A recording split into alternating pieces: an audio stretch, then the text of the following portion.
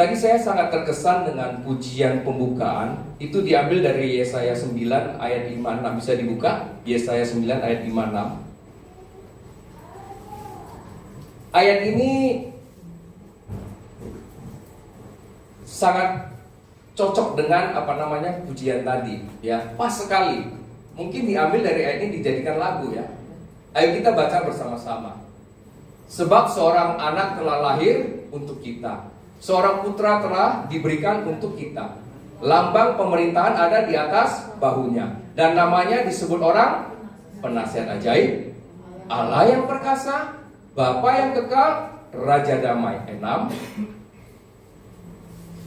Besar kekuasaannya dan damai sejahtera tidak akan berkesudahan di atas tahta Daud dan di dalam kerajaannya, karena ia mendasarkan dan mengokohkannya dengan keadilan dan kebenaran sekarang sampai selama-lamanya. Kecemburuan Tuhan semesta alam akan melakukan ini. Padahal saya mau baca ayat ini, saya nggak tahu kalau WL mau nyanyi lagu itu. Nah, ayat ini Tuhan berikan satu pewahyuan kepada Nabi Yesaya waktu itu, ya. Jadi pewahyuan itu sebenarnya memberitahukan kepada bangsa Israel bahwasanya akan lahir seorang juru selamat nantinya, yaitu Yesus Kristus. Yesus sebelum lahir itu sudah diberitahukan kepada bangsa Israel waktu itu. Nah, pemberitahuan ini bukan setahun 2 tahun di depan, tetapi jauh, 740 tahun kurang lebih.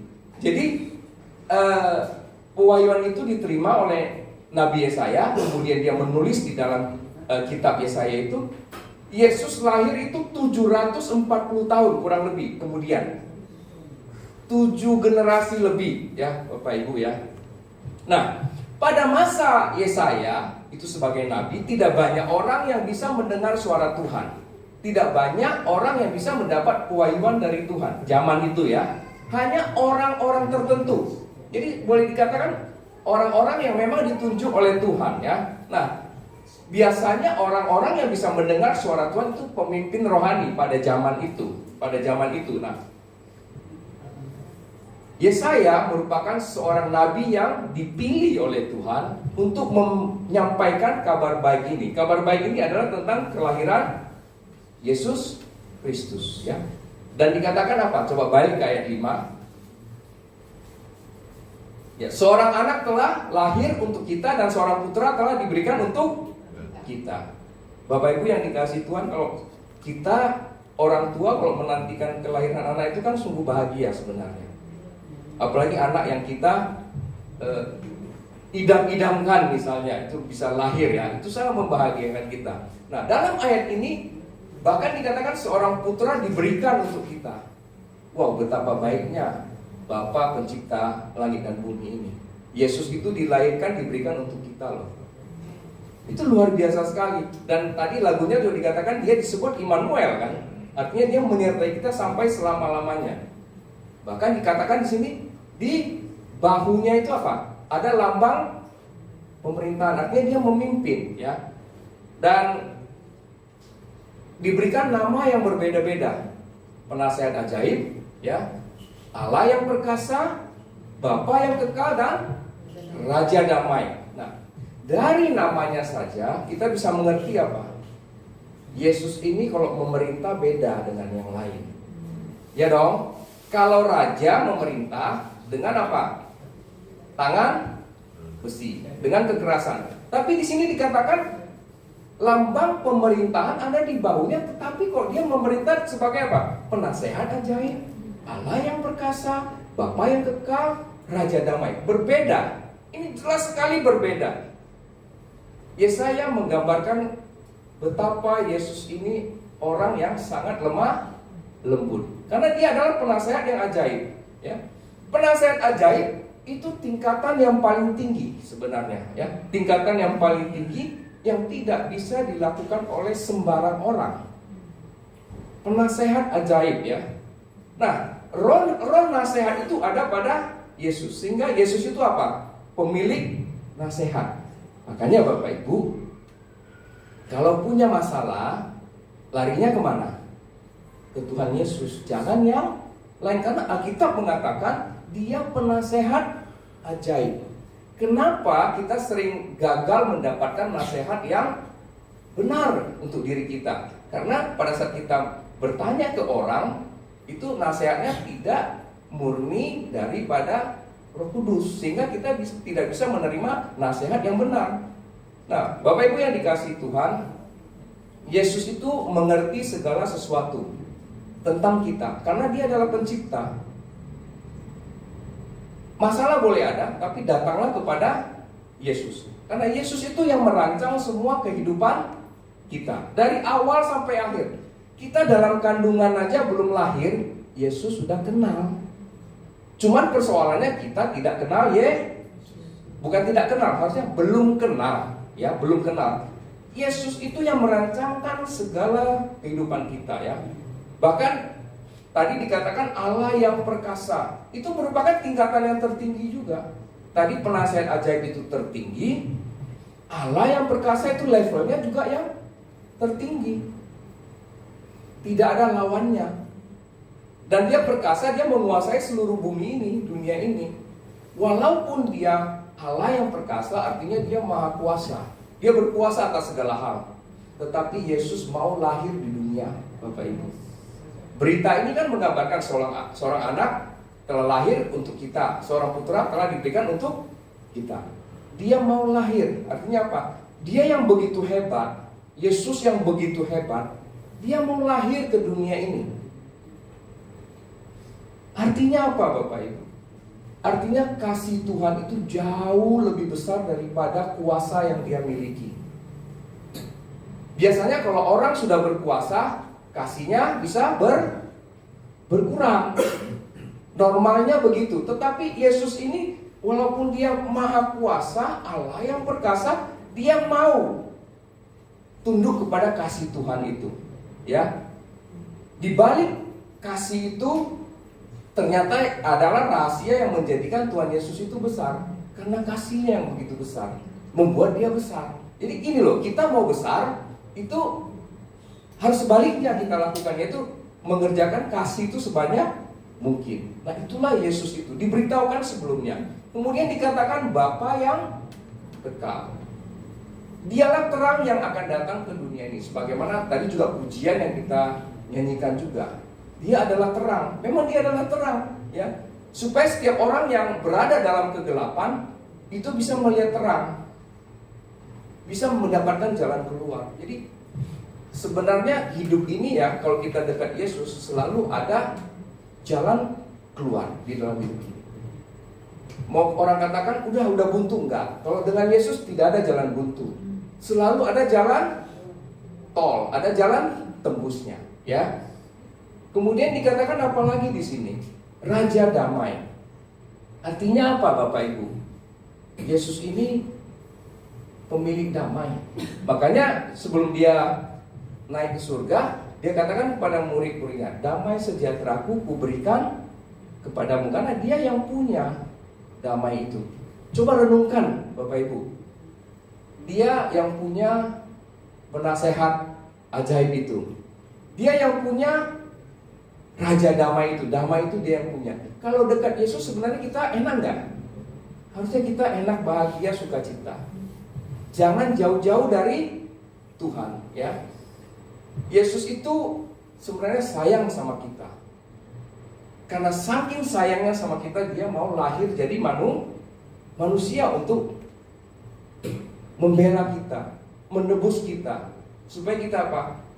Bebas, tidak didakwa oleh si jahat. Itu betapa baiknya Tuhan.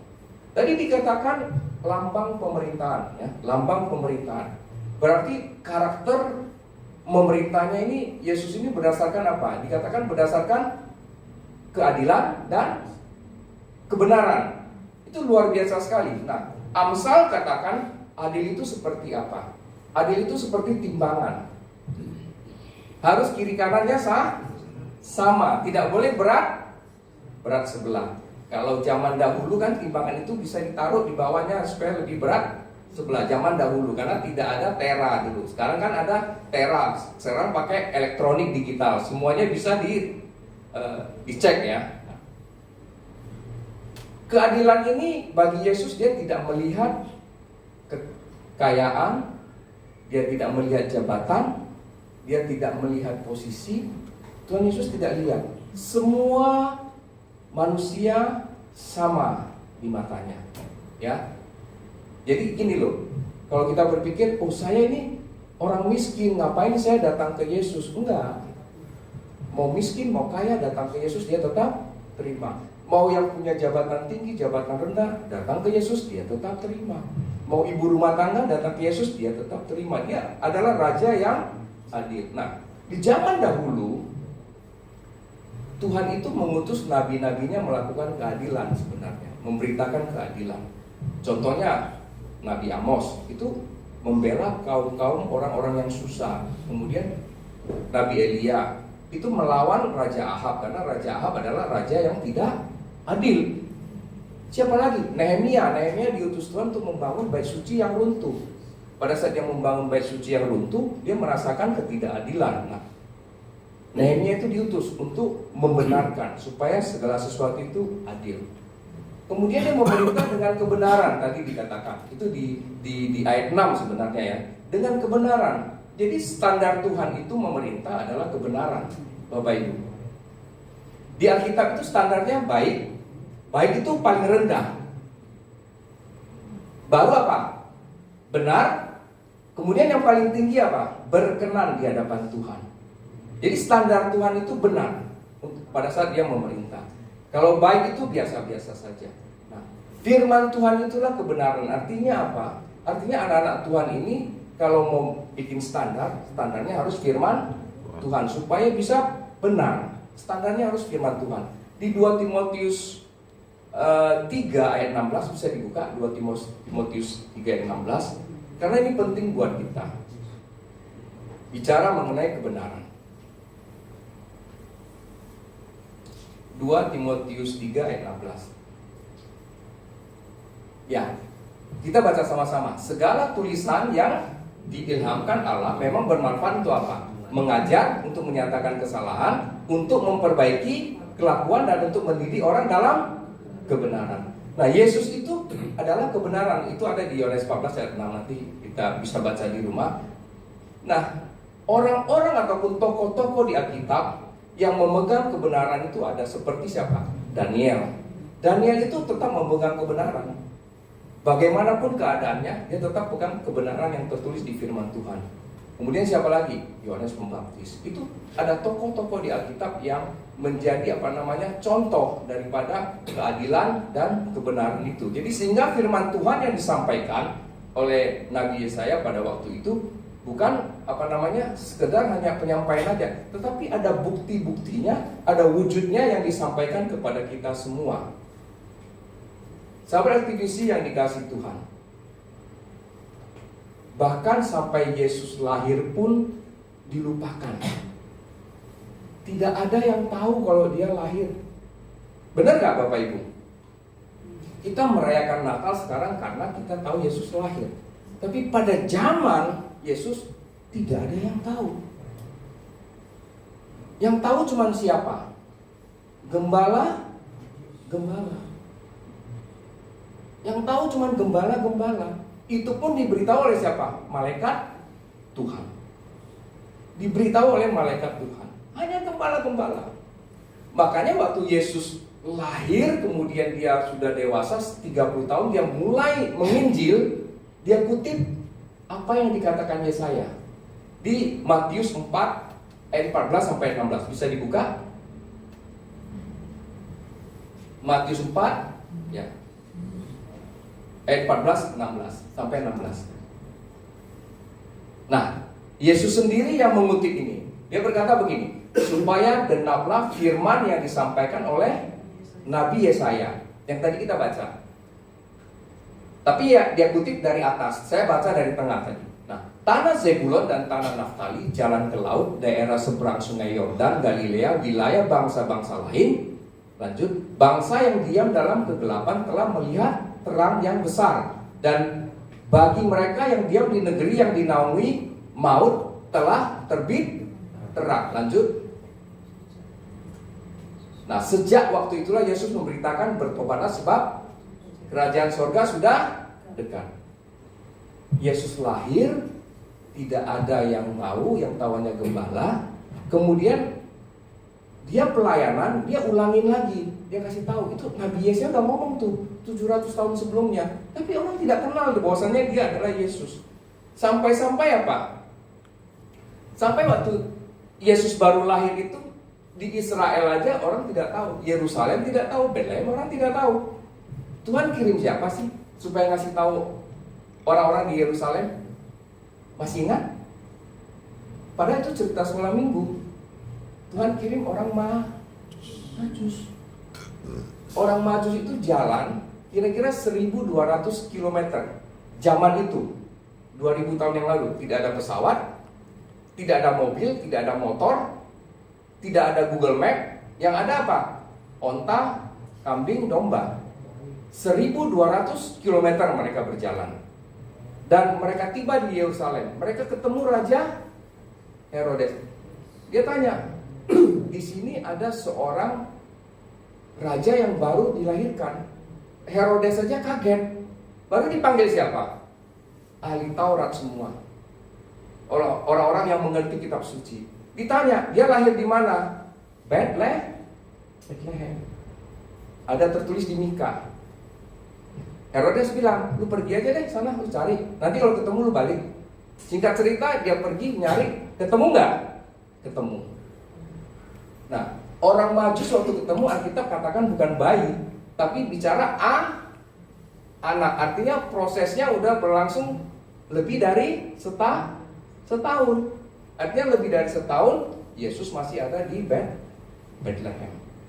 Nah, waktu ketemu orang-orang Majus ini apa? Mempersembahkan apa? Emas.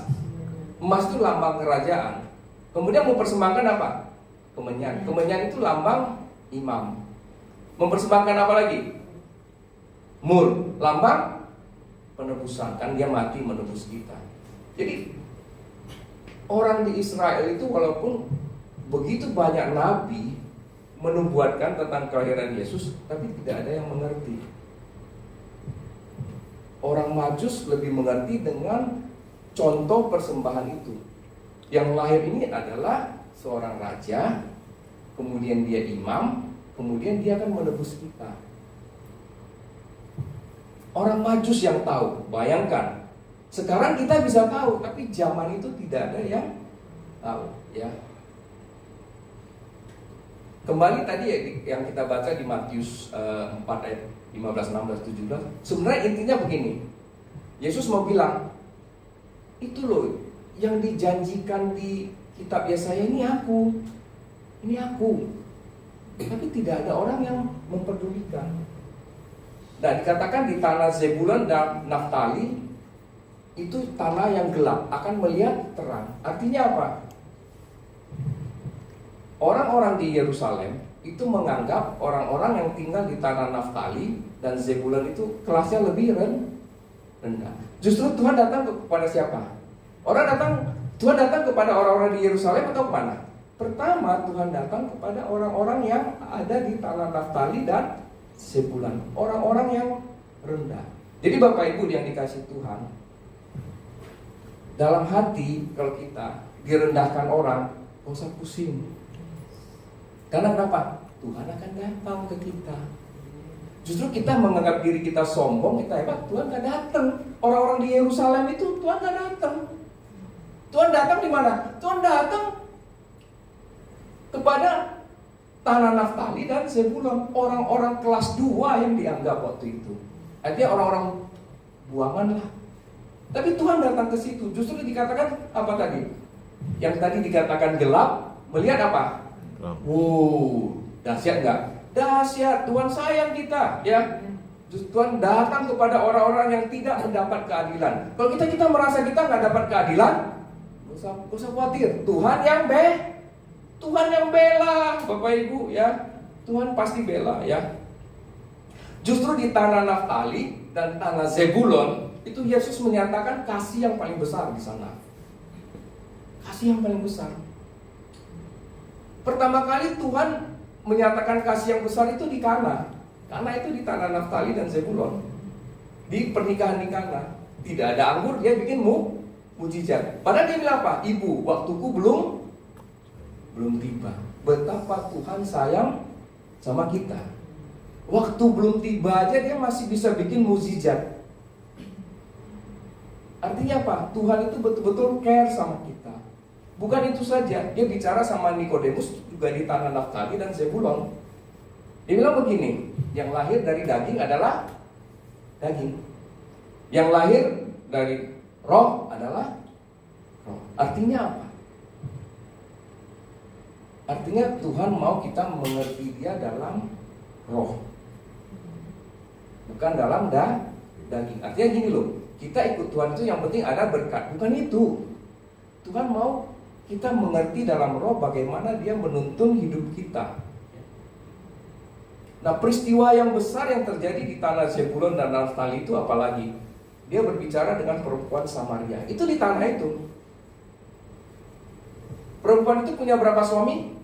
5. Yang sekarang sama dia bukan suaminya. Itu Yesus tahu. Tetapi akhirnya apa perempuan ini? Akhirnya menjadi penginjil. Satu kampung itu bertobat. Itu luar biasa. Artinya terang itu memang datang kepada orang-orang yang butuh gitu loh. Kalau kita menganggap kita hebat, Tuhan gak bisa datang, terang itu gak mau datang. Padahal kita merendahkan hati kita, mau menerima Tuhan itu datang.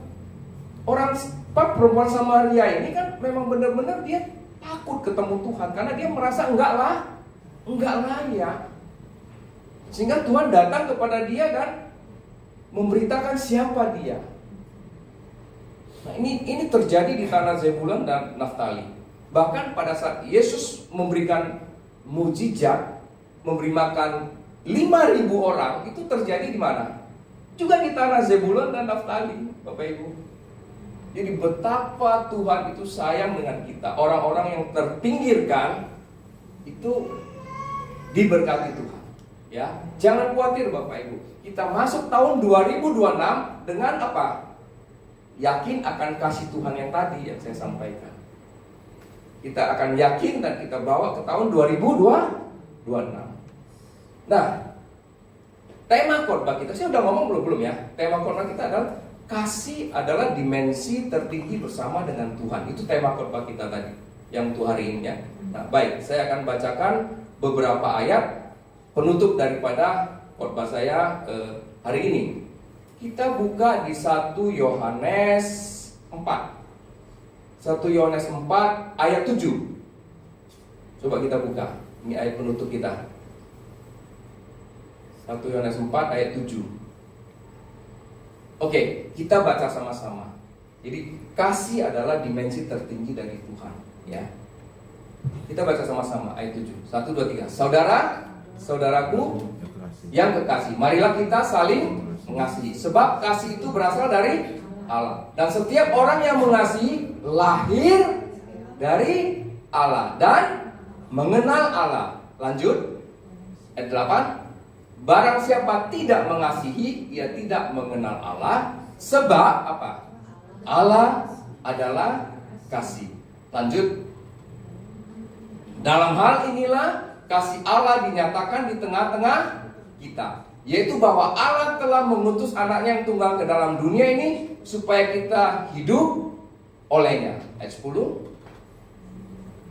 Inilah kasih itu, bukan kita yang telah mengasihi Allah, tetapi Allah yang telah mengasihi kita dan yang telah mengutus anaknya sebagai apa? Pendamaian bagi dosa-dosa kita. Ayat 11. Saudara-saudaraku yang kekasih, jikalau Allah sedemikian mengasihi kita, maka haruslah kita juga saling mengasihi. Ayat 12.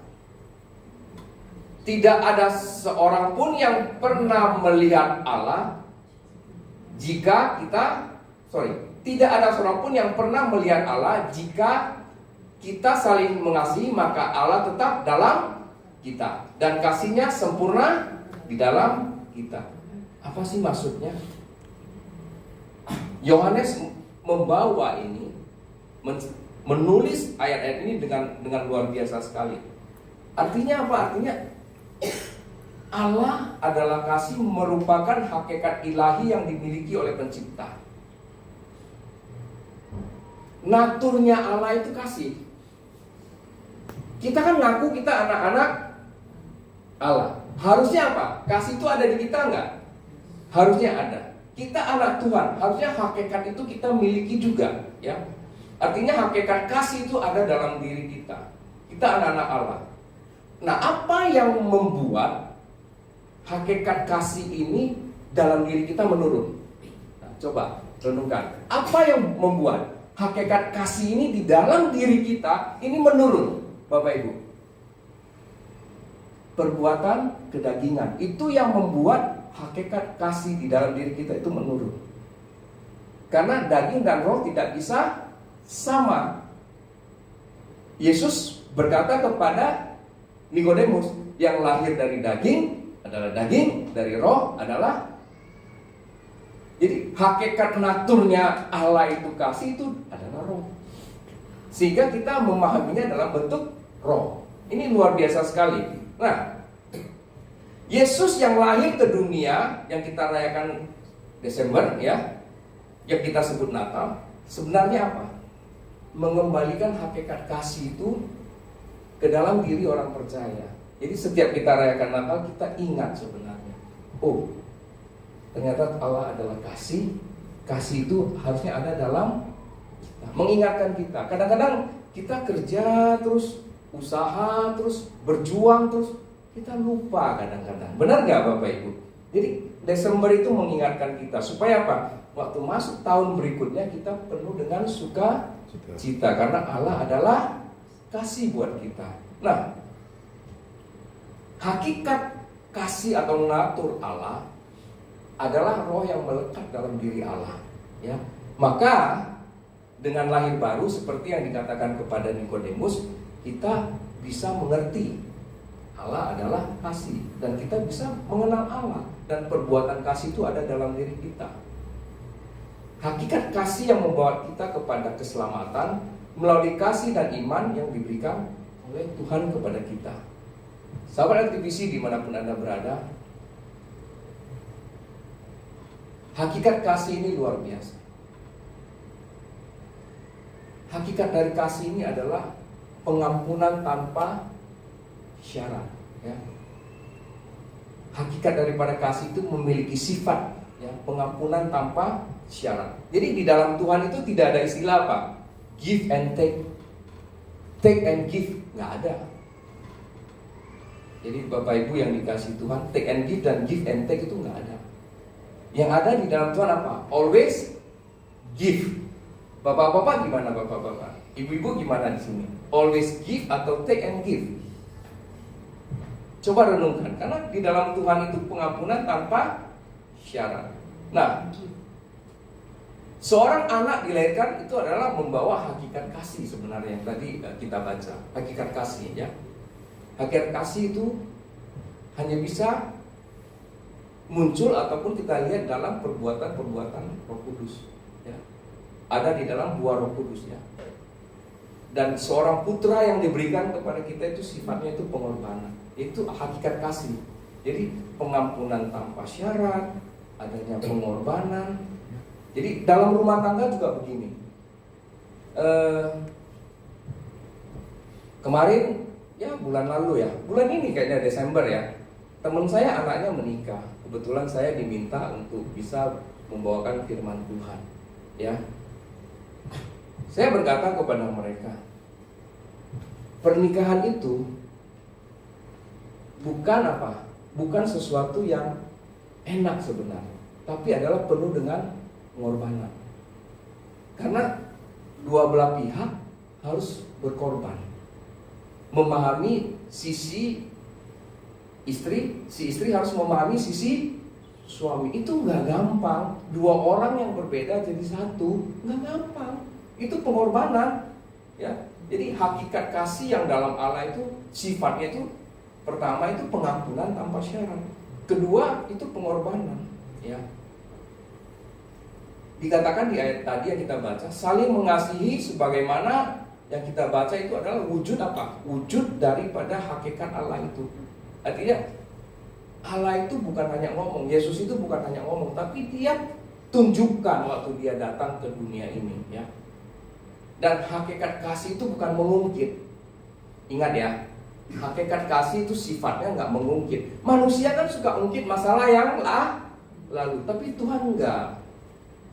Jadi kita bawa hidup kita lebih tenang untuk masuk tahun 2026. Kita jangan mengungkit-ungkit yang lalu, supaya kita happy masuk tahun ke 2026, ya. Karena apa? Karena Tuhan Yesus telah memberikan kita semua hal yang terbaik dalam hidup kita. Hari ini kita bisa ada, kita bisa kumpul, kita bisa beribadah, itu Tuhan Yesus sayang sama kita, ya.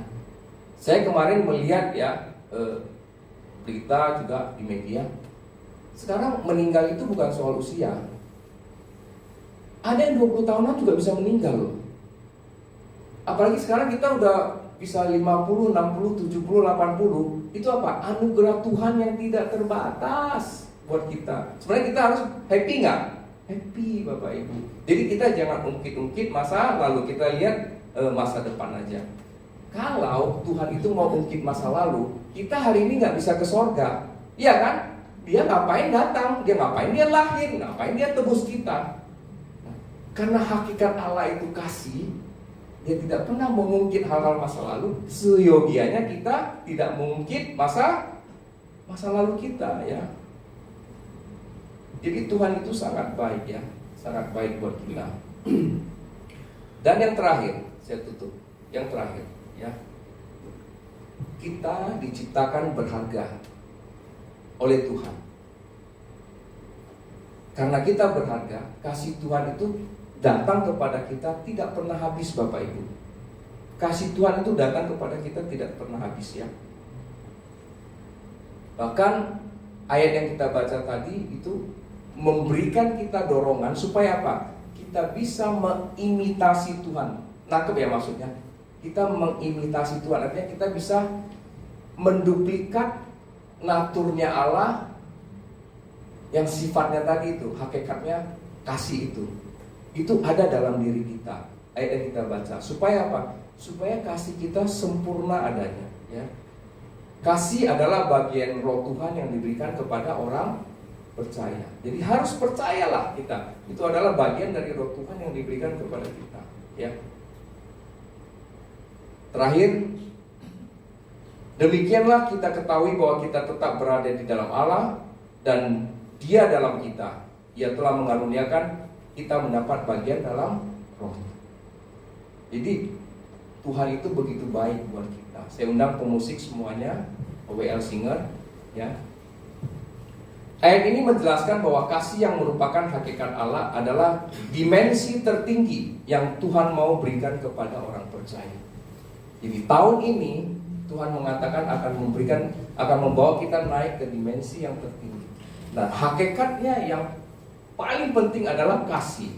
Jadi dimensi tertinggi bersama Tuhan itu adalah kasih. Oleh sebab itu berjalan dalam kasih adalah berjalan bersama dengan Tuhan pada dimensi yang tertinggi. Puji Tuhan.